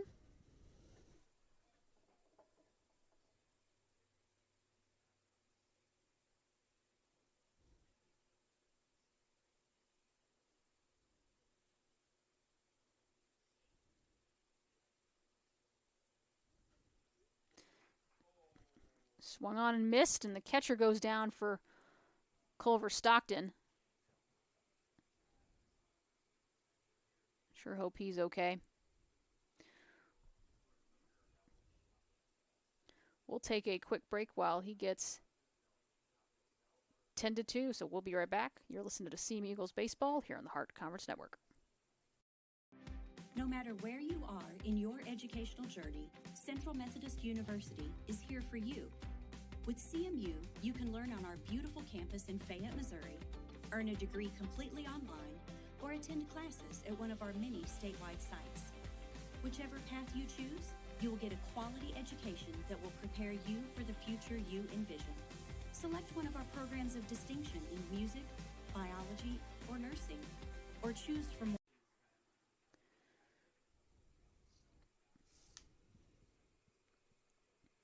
So Barreto up on his feet, gets a nice applause from the crowd here at Estes Field. We'll see if he can continue. Our head athletic trainer, Peyton Klein-Hesselink, comes out and takes a look.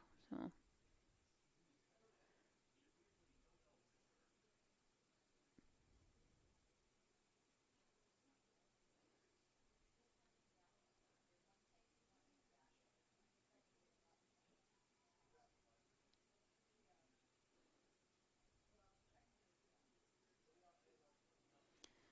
again, game number 2 will get underway about 30 minutes after the conclusion of this one.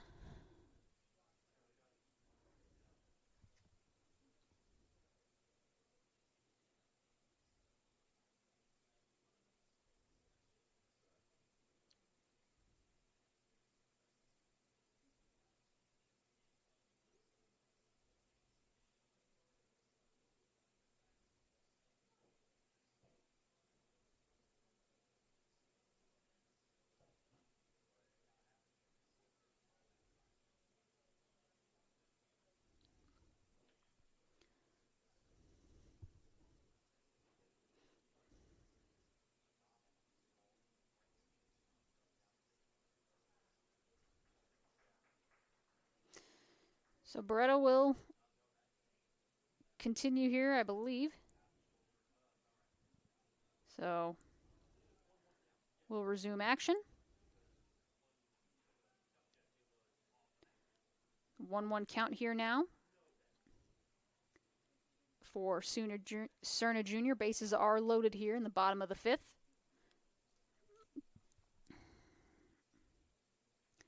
One pitch. Going to be lined right at the shortstop. Good job by Osler to corral that one. So nothing doing here for the Eagles in the bottom half of the 5th. We'll head to the top half of the 6th. CMU still with a comfortable lead in this one as they held a 5-0 lead. Culver-Stockton bats coming up. We'll take a quick break. You're listening to CMU Eagles Baseball here on the Hart Conference Network.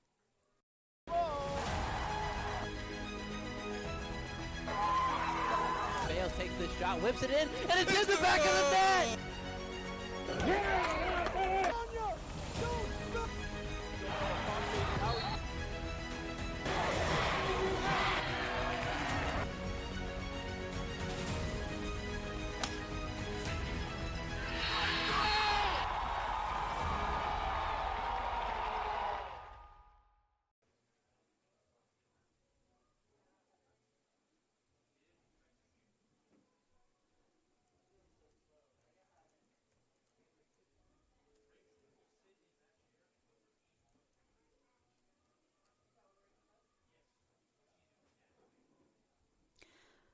All right, so CMU 5-0 lead here in the top of the sixth. Wildcat Bats coming up here shortly. CMU 5 runs on 8 hits, no errors. Culver-Stockton, no runs, 5 hits, no errors. Clayton Burke having himself quite a afternoon here as he has all year. As he's surely got to be en route for an all-conference selection. One of the top pitchers of the conference has really come on strong here in his junior campaign.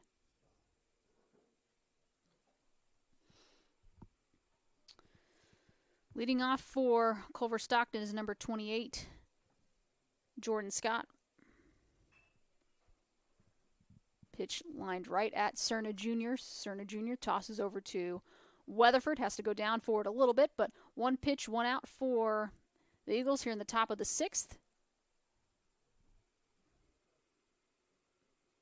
Dominic Van Dorn still catching for your Eagles behind the plate. Brian Barreto, the catcher, who was injured in the previous inning, took about 4 or 5 minutes to recoup, but he stayed in. Remained as catcher, and he's in here now batting. Takes that first pitch for strike number 1. A 1 pitch from Burke.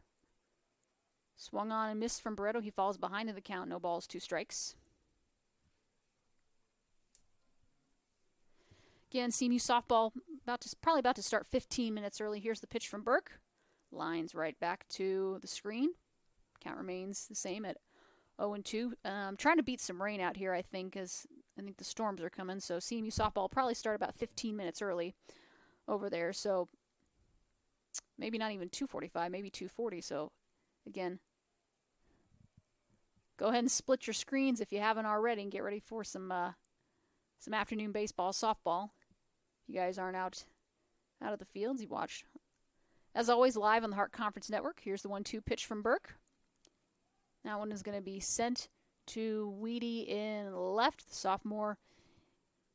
Easy catch for the native of Harrisburg, South Dakota.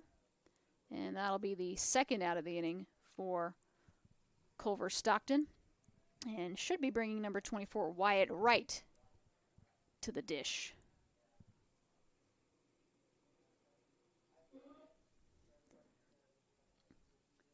First pitch from Burke. Lines that one foul out of play for strike 1.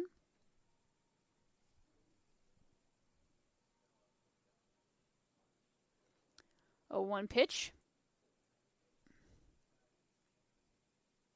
Outside for ball 1. Count is now even. 1 ball, 1 strike. Here's the 1-1. Low and outside. Ball 2.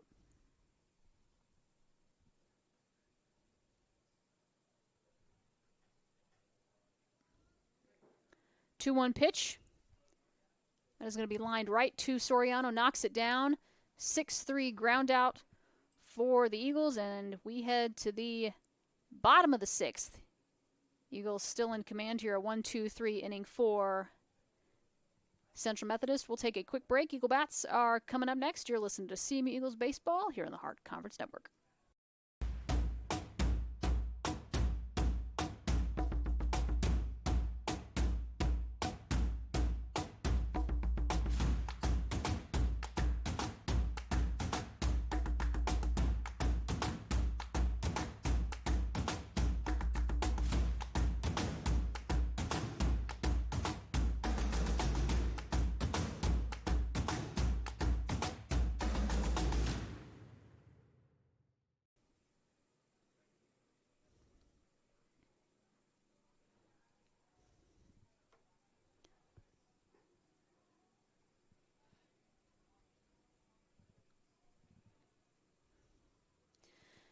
So Davin Meyer still in for Culver-Stockton. He came in relief in the last inning.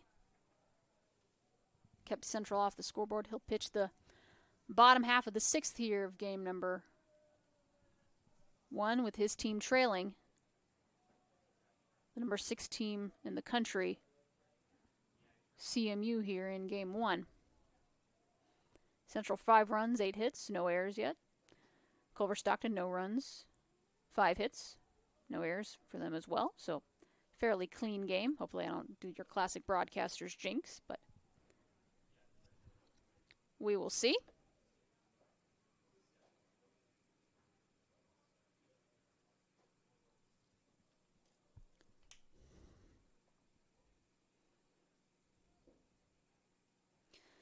So Tanner Sears will now come to the plate.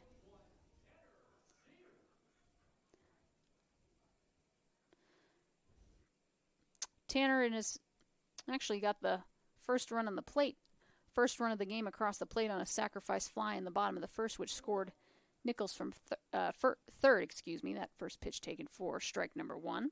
So he's already got an RBI to his name. 0 for 2 today so far, looking for his first hit. Here's the pitch. Swung on and missed for strike 2.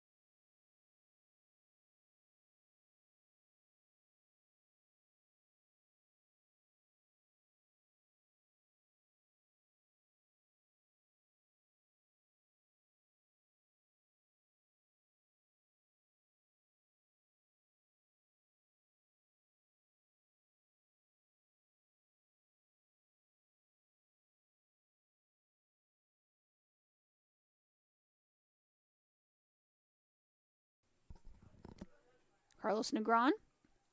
Pitch taken for strike 1. 1 ball, 1 strike.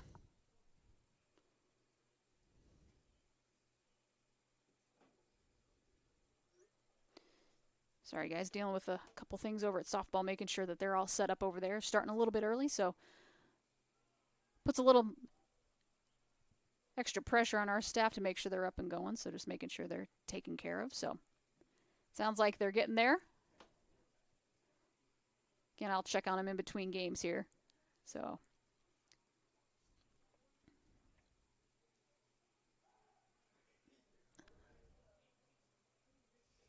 checks Weedy over. No, that's Sears. I don't know what I'm thinking. Checks Sears over there at first. Gets back. Again, you've seen Sears. He's DH'd this year. I think he's also caught and he's played third. So very versatile player. And as Carlos Negron fouls that one out.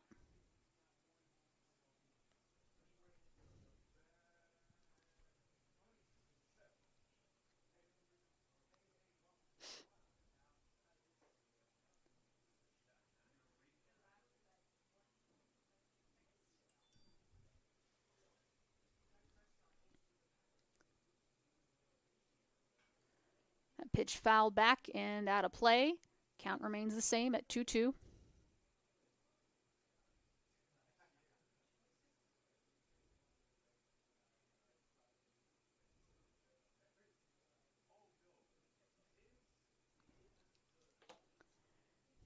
Two pitch.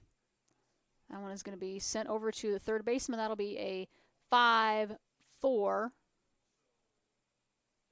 fielder's choice. So he will just sneak on, but that'll be the first out of the inning.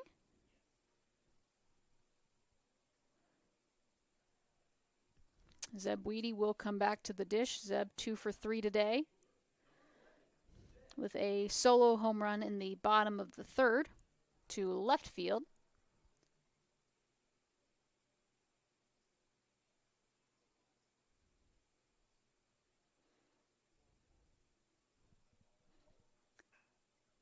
Ball lined right to the shortstop. That'll be a 6-4-3 double play. So CMU, nothing doing here in the bottom half of the sixth. We head to the top half of the frame in the seventh. CMU still comfortably ahead here as they lead Culver-Stockton College 5-0. They need 3 outs to get their first win of the day and their 39th win of the year. So we'll take a quick break. We'll see if Burke can shut him down here in the final half inning.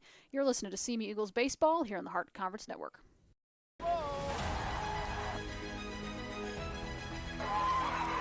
Bales takes this shot, whips it in, and it's in the back of the net!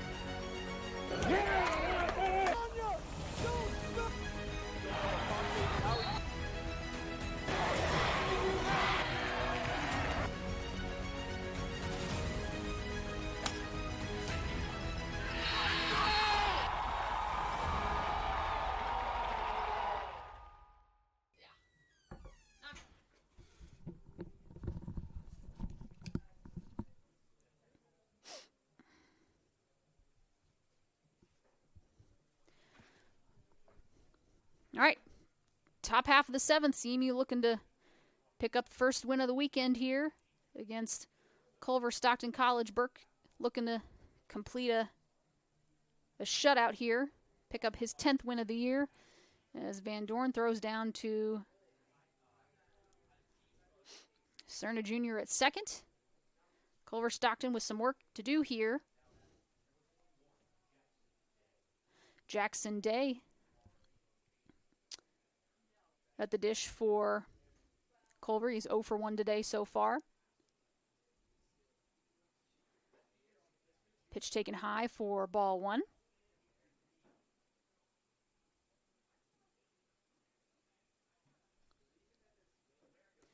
Here's the 1-0 pitch. That is going to be skied high and out of play over on the right side of your screen for strike number 1. Count is now even, 1 ball, 1 strike. Again, about 30 minutes after the conclusion of this game, maybe 25, depending if they're looking to start early to try to avoid some of this rain. Game 2 will be underway. Pitch taken for ball 2.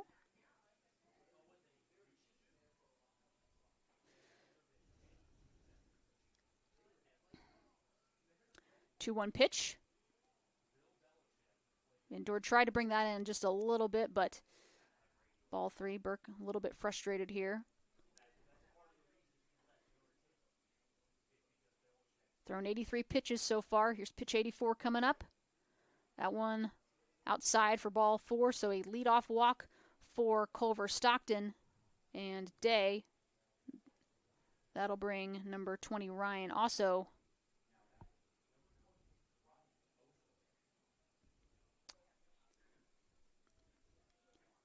so 0 for 2 today so far. Again, Wright, Kirk, and Minnie are the only ones that have been able to get hits off of Burke today.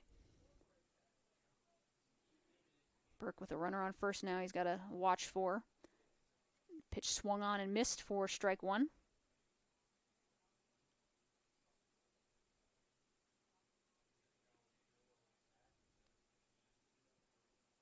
Here's the 0-1. Just a little bit low for ball 1. Count is now even, 1 ball, 1 strike. Lights are on here at Estes Field as the clouds are starting to roll in. Here's the 1-1 pitch, fouled back.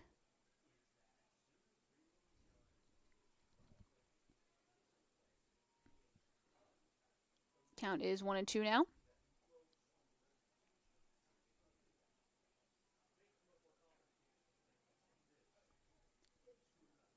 Here's the 1-2. A little bit low. And they say he swung on that, so Strikeout for Burke.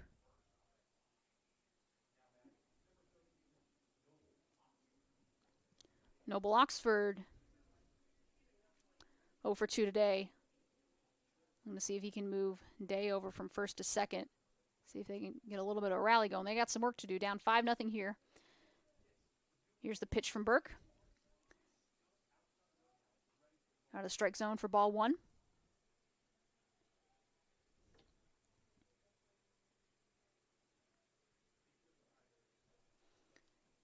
One 0 pitch from Burke.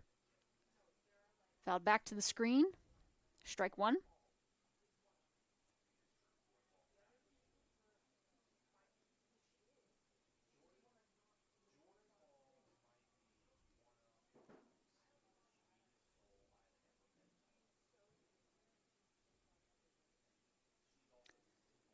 One pitch. That ball fouled out of play for strike 2. Burke in control here. 1 ball, 2 strikes, 1 out here in the top of the 7th.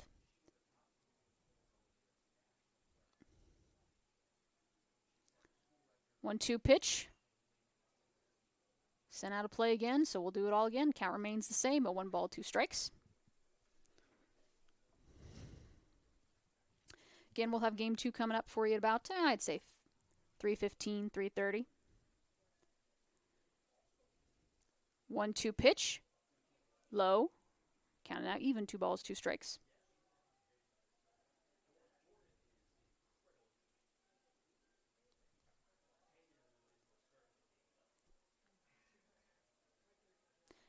Two pitch from Burke. Sent into the gap just past Cerna Jr. and into Negron in right field. So 2 on, 2 out here. Excuse me, 2 on, 1 out here in the top of the 7th.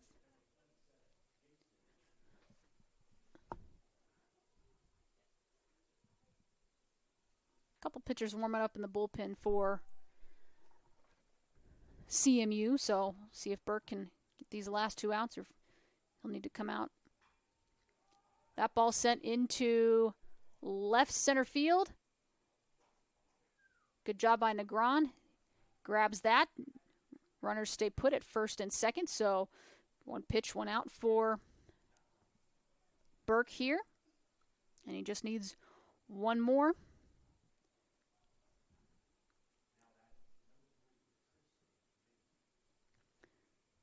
Tristan Minnie batting in the 2 spot today. 1 for 3 today. He's got runners on first and second. Wildcats down to their last strikeout, or their last out of this game. Here's first pitch from Burke. Taken for strike 1.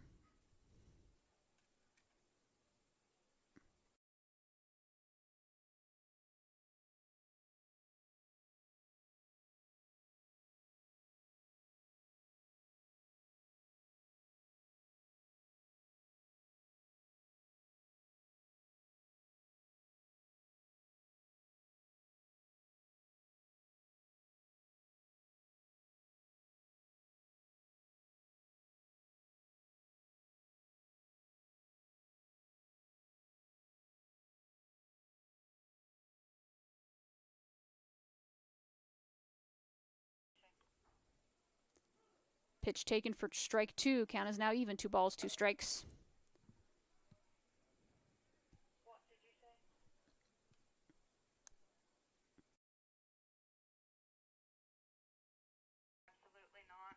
Here's the 2-2. Sent into the infield. Burke send that over to Weatherford.